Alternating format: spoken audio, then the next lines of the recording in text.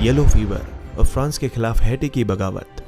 कैरेबियाई देश हैटी में एक महामारी के प्रकोप ने उस समय की बड़ी साम्राज्यवादी ताकत फ्रांस को उत्तरी अमेरिका से बाहर करने में बहुत बड़ी भूमिका निभाई थी और इसी के बाद अमेरिका का एक बड़े और ताकतवर देश के तौर पर विकास हुआ था। वो एक महाशक्ति बनने की दिशा में आगे बढ़ चला था। 1801 में कैरेबियाई देश हैटी में यूरोप की औपनिवेशिक ताकतों के खिलाफ यहाँ के बहुत से गुलामों ने बगावत कर दी थी। एक के बाद एक कई बगावतों के बाद आखिरकार टूसेंट लोबरतूर का फ्रांस के साथ समझौता हो गया और वो हैटी का शासक बन गया। उधर फ्रांस में नेपोलियन बोनापार्ट ने खुद को आजीवन देश का शासक घोषित कर दिया था।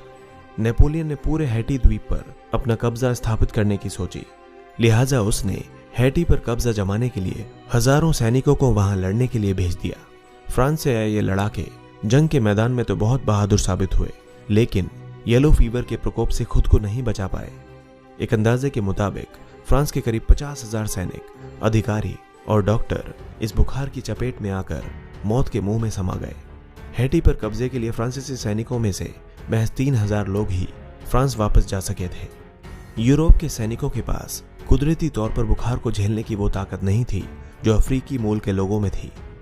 इस हार ने नेपोलियन को न सिर्फ हैटी का उपनिवेश छोड़ने पर मजबूर किया, बल्कि नेपोलियन को उत्तरी अमेरिका में फ्रांस के औपनिवेशिक विस्तार के अपने सपने को भी छोड़ना पड़ा। हैटी पर कब्जे के नाकाम अभियान के 2 साल बाद ही फ्रांस के लीडर ने 21 लाख मिलियन वर्ग किलोमीटर इलाके वाले कैरेबियाई द्वीप को अमेरिका की नई सरकार को बेच दिया।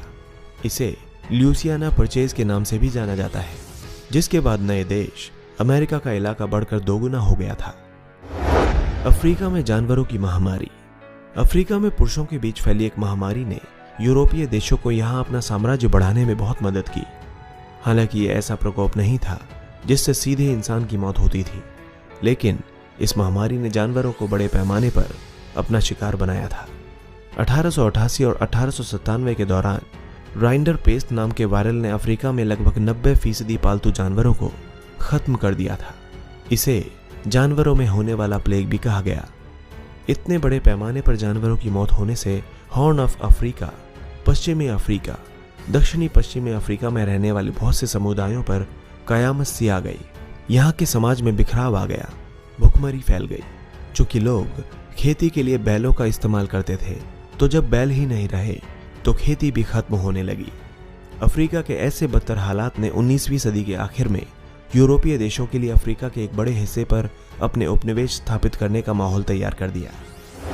यूरोपीय ताकतों का नियंत्रण। हालांकि यूरोपीय देशों ने अफ्रीका में अपना साम्राज्य स्थापित करने की योजना राइंडर पेस्ट वायरस का प्रकोप शुरू होने के कई साल पहले ही बना ली थी। 1884 से 1885 के बीच जर्मनी की राजधानी बर्लिन में यूरोपीय देशों का एक सम्मेलन चला, जिसमें यूरोप के 14 देश ब्रिटेन, फ्रांस, जर्मनी, पुर्तगाल, बेल्जियम और इटली ने हिस्सा लिया था। इन देशों ने अफ्रीका में अपने अपने उपनिवेश स्थापित करने को लेकर सौदेबाजी की थी। इसके बाद ही तय हुआ कि अफ्रीका के किस हिस्से में कौन सा देश अपना साम्राज्य स्थापित करेगा। 1870 के दशक में अफ्रीका का महज 10% हिस्सा यूरोपीय ताकतों के नियंत्रण में था, लेकिन वर्ष 1900 तक अफ्रीका के 90% हिस्से पर औपनिवेशिक ताकतों का नियंत्रण हो गया। यूरोपीय देशों को अफ्रीका की जमीनें हड़पने में राइंडर पेस्ट वायरस के प्रकोप से भी काफी मदद मिली। इटली ने 1890 में इरिट्रिया में साम्राज्य विस्तार शुरू किया था। उसे इस काम में राइंडर पेस्ट की वजह से पड़े अकाल से भी मदद मिली, जिसके चलते इथियोपिया की 1/3 आबादी मौत के मुंह में समा गई थी। प्लेग का प्रकोप और चीन में मिंग राजवंश का पतन। चीन में मिंग राजवंश ने लगभग 3 सदी तक राज किया था। अपने पूरे शासनकाल में इस राजवंश ने पूर्वी एशिया के एक बड़े इलाके पर अपना जबरदस्त राजनैतिक और सांस्कृतिक प्रभाव छोड़ा था, लेकिन प्लेग की वजह से इतने ताकतवर राजवंश का भी अंत हो गया था। वर्ष 1641 में उत्तरी चीन में प्लेग जैसी महामारी ने हमला बोला, जिसके कारण बड़ी संख्या में लोगों की जानें गईं।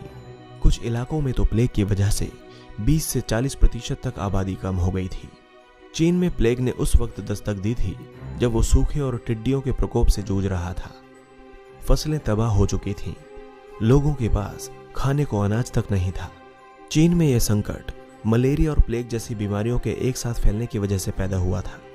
यह भी हो सकता है कि चीन में ये बीमारियां उत्तर से आने वाले आक्रमणकारियों के साथ ही आई हों और इन्हीं आक्रमणकारियों ने चीन से मिंग राजवंश को पूरी तरह उखाड़ फेंका।